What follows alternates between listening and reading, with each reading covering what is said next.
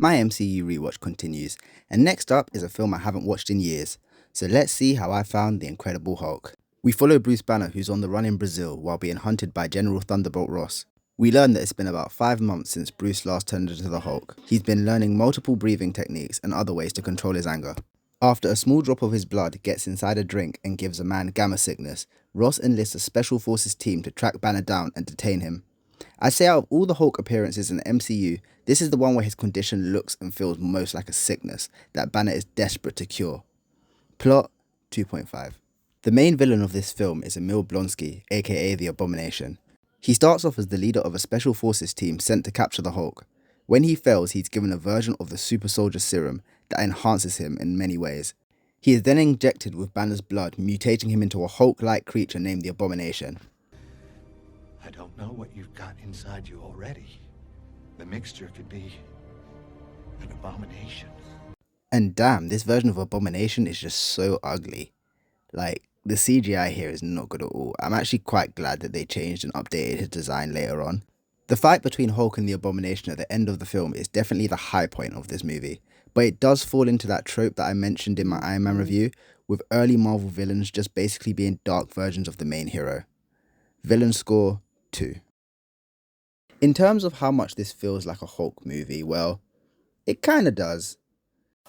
I guess. It contains multiple members of the Hulk supporting cast, like Samuel Stearns, aka the leader, Leonard Samson, Betty Ross, and her father, General Thunderbolt Ross. However, the first two don't really act like their comic counterparts at all, especially Dr. Samson. It's also important to note that this was the only movie in the MCU to feature Edward Norton as Bruce Banner before the role was recast to Mark Ruffalo. Maybe it's because I am more used to Ruffalo now, but I don't really see Norton as the genius that you would imagine Bruce Banner to be. Like, he's portrayed as being smart, yeah, but I can never picture his version of Banner doing things like helping to create Ultron or studying effects of the Infinity Stones. I think he's just better at showing a troubled man in pain more than anything else. Comic accuracy 2.5.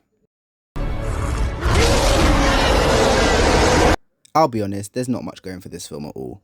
It's actually the first time I've watched it in years because in the past when I've done an MCU rewatch, I've considered it so irrelevant that I've skipped it. Until recently, even Marvel barely referenced this film, and this could be due to movie rights issues, but also because this film is just not that good. We have small references to the wider MCU, such as a Tony Stark cameo at the end, and the fact that the experiment that created the Hulk and the Abomination both came from trying to recreate the Super Soldier Serum that turned Steve Rogers into Captain America. Even with those small Easter eggs, there isn't much reason for me to want to rewatch this film. Rewatchability 1.5. Watching this film again for the first time in years really made me think, is this the reason why we have not received another Hulk movie? It's interesting how close this film came out after Iron Man, yet it is so different in quality. The Hulk isn't really one of my favourite superheroes at all, but it must be quite annoying for Hulk fans to only see him as a supporting character in other people's movies. I personally think at this point in the MCU, if they created a movie like World War Hulk or Immortal Hulk, where he actually acts as a villain, then that could really provide an interesting plotline. Well, much more interesting than this one anyway. Final score 2.125. Hulk! Smash!